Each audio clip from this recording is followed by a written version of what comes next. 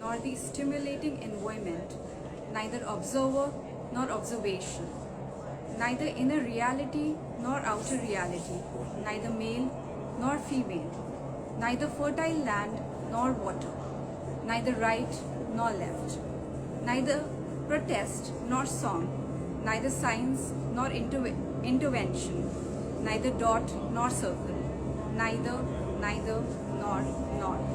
Hi, I'm Vandita and I welcome you, all of you, to the MASH Live.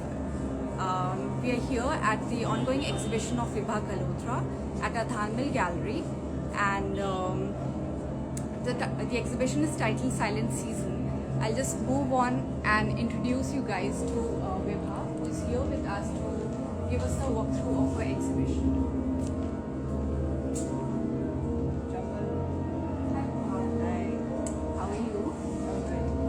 All good. So, would you like to explain to us about the silent season? Yes. So this is my new exhibition with Morte Gallery, and I'm really glad that we, me and the gallery curator, we agreed on this format of showing the film, and we premiered the film here, which is Unpromised. And so, silent season is basically about what we experienced during the COVID times, the silence of the seasons, many seasons. Though the title of the exhibition is inspired from Rachel Carson's book, Silent Spring, which is like direct connection. Anybody who reads the title can make that connection immediately. So I was thinking of those two things, how she was thinking about environment and how Rachel Carson has helped, and how I can actually talk about my times where the climate change is the important issue or the most important issue of our time to talk about. So in this show, I was trying to fictionalize the situation of the climate change, or thinking about post-apocalyptic or post-human situation, which the Unpromised, the film, refers to. In this gallery, we are presenting 3 works, including the manifesto for the exhibition. So manifesto talks about, have you read the manifesto? Yes, I just did. So manifesto actually talks about neither, nor. So basically when nothing will exist, what we think of today in the capitalist age or the consumption age, basically I'm trying to negate that, and I'm trying to talk about the post of all the situations what we are going through. Like we are at the edge of nuclear war, we are at the edge of climate catastrophe. So these are the things which I am looking at, racial differences and many other issues what we can talk about, or maybe everybody knows about those, but we don't know how to kind of navigate the answers for that. So that's what I was thinking about during the COVID times also, because I think those were the times when we were not sure of what is the next step in life. So I think the film evolved then, or the whole show evolved during that time. So in this exhibition, in the Dhanmill space, we are showing 3 works, and in another space at Vasant Vihar Nature Morte, we are showing another 6 or 7 works. So let me walk you to the conference of the invisible. This work, Conference of the Invisible, which maybe you can take the a pan around. So here, Vibha, we see the form of jellyfish and the play of shadows in juxtaposition, which looks so serene and beautiful. Can you explain a little bit more about the work, maybe? Yeah, basically, jellyfishes are really important sign of sea warming. So, basically looking at the data of sea warming, if you go to the other gallery in Vasant Vihar, where I have this data graph of sea warming, which has been kind of reappropriated from NOAA's website. NOAA is basically the ocean, they calculate the ocean warm or ocean health calculation. So, I was reading through that, and then I came across this information where jellyfishes come across as, the new monster of the age. And in the book, This Art of Living on the Damaged Planet, where the writers, it's a collection of a lot of writers who have written about this, the jellyfishes, which are like new monster of the age. They talk about that how jellyfishes are the key, by looking at jellyfishes or growing number of jellyfishes, you can understand that the sea is warming and the sea health is changing. As their number will grow, the sea health will change, of course, and the marine life also will change, because they eat up anything and everything, and they are poisonous also, like especially the boxfish and the moonfish. They are very poisonous for the humans also. If there is a sting, then you can die also from the sting. So that's why I wanted to kind of look at these invisible monster of the age. Yeah, if you can, show each of the work, because all of them are like really distinct and different from.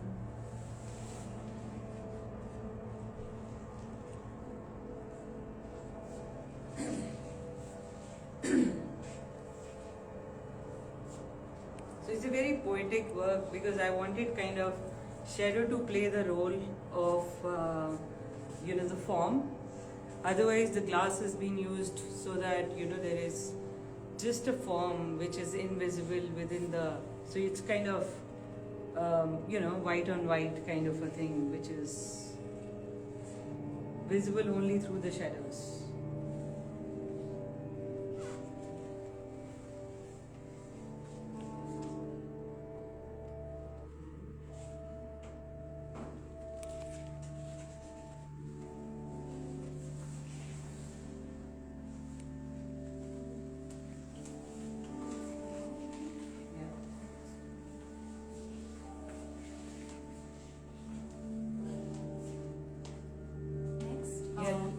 We can move out and we can see the other work, Future Fables, which I would like to share with you. And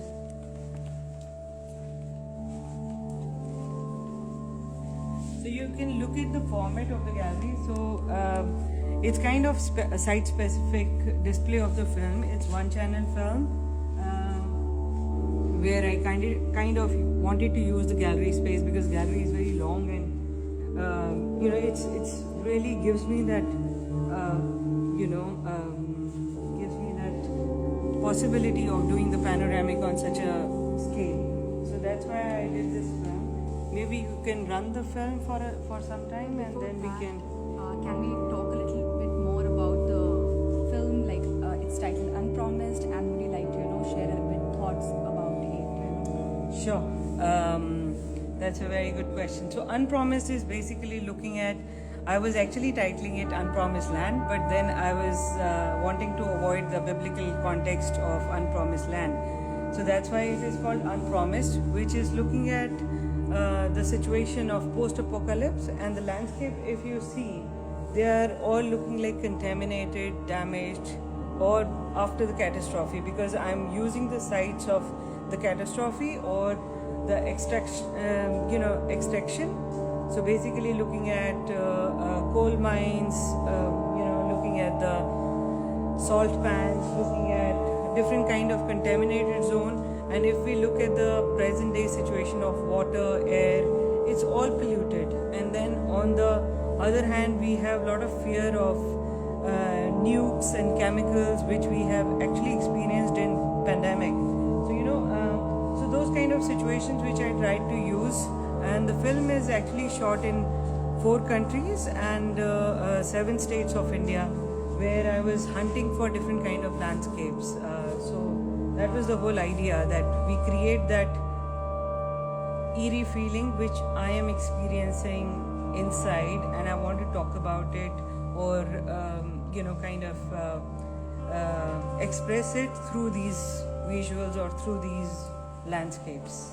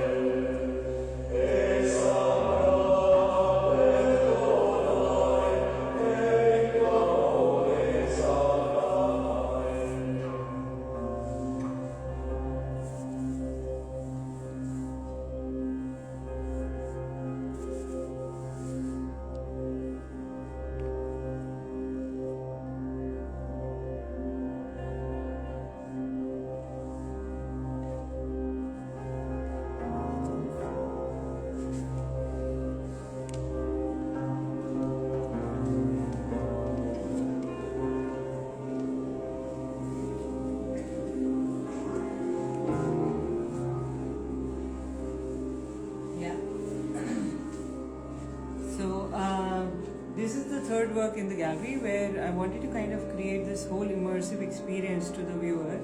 When they enter in the gallery, there is a play of music, so it affects your all senses.